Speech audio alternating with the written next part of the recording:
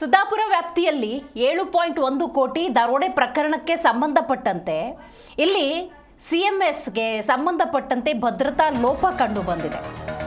CMS ಸಂಸ್ಥೆ ಯಾವಾಗ ಭದ್ರತಾ ಲೋಪವನ್ನು ಎದುರಿಸಿದೆ, ಈ ನಿಟ್ಟಿನಲ್ಲಿ ಒಂದಷ್ಟು ಮಾರ್ಗಸೂಚಿಗಳನ್ನು ಕೊಡಬೇಕಾಗುತ್ತೆ. ಪೊಲೀಸ್ ಇಲಾಖೆ ಮಾರ್ಗಸೂಚಿಗೆ ಸಿದ್ಧತೆಯನ್ನು ನಡೆಸಿದೆ.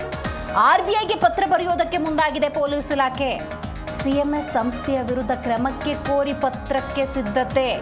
ATMಗೆ ಹಣ ತುಂಬುವ ಸಂಸ್ಥೆಗಳ ಜೊತೆಗೆ ಸಭೆಗೆ ತಯಾರಿಯನ್ನು ನಡೆಸಿರೋದು.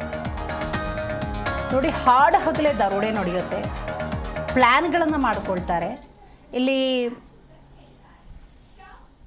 ಹಣವನ್ನು ATMಗೆ ಹಾಕೋದು ಅಂದಾಗ ಎಲ್ಲ ಕಡೆ ಬ್ಯಾಂಕಿಗೆ ಸಂಬಂಧಪಟ್ಟಂತಹ ಅಧಿಕಾರಿ ವರ್ಗಗಳೇ ಇರೋದಿಲ್ಲ. ಈ ರೀತಿ ಗುತ್ತಿಗೆ ಕೊಟ್ಟಿರ್ತಾರೆ. ಆ ಸಂದರ್ಭದಲ್ಲಿ ಅವರು ಸರಿಯಾಗಿ ಕರ್ತವ್ಯವನ್ನು ನಿರ್ವಹಿಸಿಲ್ಲ ಅಂದರೆ ಇಂಥ ಅನಾಹುತಗಳು ಸಂಭವಿಸುತ್ತೆ. ಹಾಗಾಗಿ ಈ ಪತ್ರ ಯಾವೆಲ್ಲ ಪ್ರಮುಖ ವಿಚಾರಗಳನ್ನು ಒಳಗೊಂಡಿರುತ್ತೆ ಅನ್ನೋದು ಬಹಳ ಮುಖ್ಯ. ರೈಟ್, ಈ ಬಗ್ಗೆ ಹೆಚ್ಚಿನ ಮಾಹಿತಿಯನ್ನು ನಮ್ಮ ಪ್ರತಿನಿಧಿ ವಿಶ್ವನಾಥ್ ನೀಡ್ತಾ ಹೋಗ್ತಾರೆ. ವಿಶ್ವ, CM ಸಂಸ್ಥೆಯ ವಿರುದ್ಧ ಕ್ರಮಕ್ಕೆ ಕೋರಿ ಪತ್ರಕ್ಕೆ ಪೊಲೀಸ್ ಇಲಾಖೆ ಸಿದ್ಧತೆಯನ್ನು ನಡೆಸಿದೆ. ಬಟ್ ಇಲ್ಲಿ ಭದ್ರತೆ ಹೆಚ್ಚಾಗಬೇಕು. ಆ ನಿಟ್ಟಿನಲ್ಲಿ ಯಾವೆಲ್ಲ ಪ್ರಮುಖ ಅಂಶಗಳನ್ನು ಉಲ್ಲೇಖ ಮಾಡೋ ಸಾಧ್ಯತೆ ಇದೆ ಪೊಲೀಸ್ ಇಲಾಖೆ? ದಿವ್ಯಾ, ಸಿದ್ದಾಪುರ ಒಂದು ರಾಬರಿ ಕೇಸ್ ಏನಿದೆ, ಆ ಕೇಸನ್ನ ಈಗಾಗಲೇ ಪೊಲೀಸರು 99% ಎಲ್ಲ ಹಣವನ್ನು ಕೂಡ ರಿಕವರಿ ಮಾಡಿರುವಂಥದ್ದು.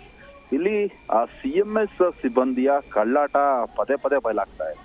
ಇದು ಮೊದಲ ಕೇಸ್ ಅಲ್ಲ, ಅನೇಕ ದಿನಗಳಿಂದಲೂ ಕೂಡ ಕೆಲ ವರ್ಷಗಳ ಹಿಂದೆ ನಡೆದಿರುವಂತಹ ಕೇಸ್ನಲ್ಲಿ CMS ಸಿಬ್ಬಂದಿ ಆಗಿರ್ಬೋದು ಮತ್ತು CMS ನ ಎಕ್ಸ್ ಎಂಪ್ಲಾಯ್ ಏನಿರ್ತಾರೆ ಅವರೇ ಈ ರೀತಿಯಾದಂತಹ ಪ್ರಕರಣಗಳಲ್ಲಿ ಭಾಗಿಯಾಗ್ತಾ ಇರುವಂತದ್ದು ಗೊತ್ತಾಗ್ತಾ ಇದೆ. ಈ ಸಿದ್ದಾಪುರ ಪ್ರಕರಣದಲ್ಲೂ ಅಷ್ಟೇ, ಈ ಗೋಪಿ ಆಗಿರಬಹುದು ಮತ್ತು ಜೇವಿಯರ್ ಆಗಿರಬಹುದು, ಇವರೆಲ್ಲರೂ ಕೂಡ ಸೇರ್ಕೊಂಡು ಈ ರೀತಿಯಾದಂತಹ ಕೃತ್ಯವನ್ನ ಮಾಡಿರುವಂತದ್ದು ಸಾಬೀತು ಕೂಡ ಆಗಿದೆ.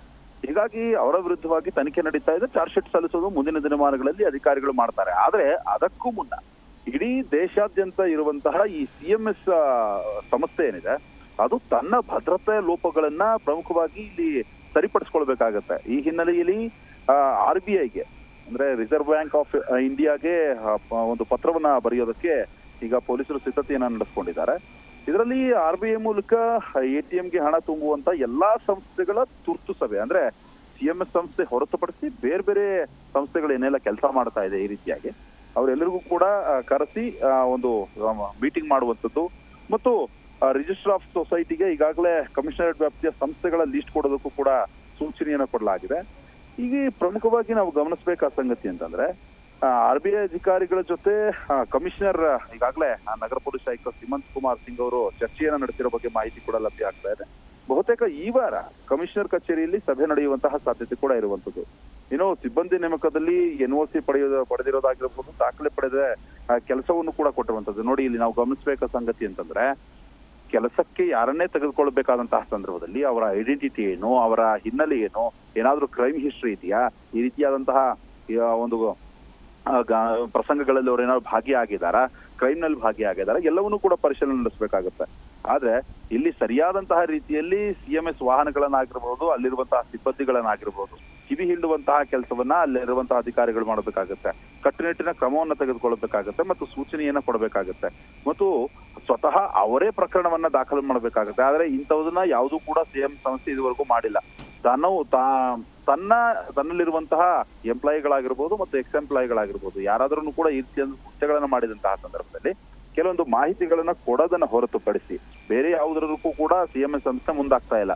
ಹೀಗಾಗಿ ಬ್ಯಾಂಕ್ ಆಗಿರಬಹುದು ಮತ್ತು ಸಾರ್ವಜನಿಕರಿಗಾಗಿರಬಹುದು ಇದರಿಂದ ಸಾಕಷ್ಟು ತೊಂದರೆ ಆಗ್ತಾ ಇದೆ.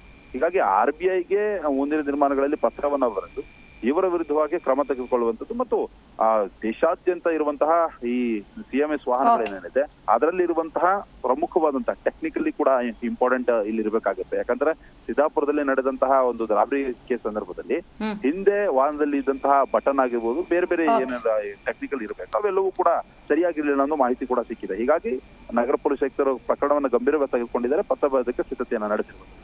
ಥ್ಯಾಂಕ್ ಯು ನಿಮ್ಮೆಲ್ಲ ಮಾಹಿತಿಗಾಗಿ ವಿಶ್ವ.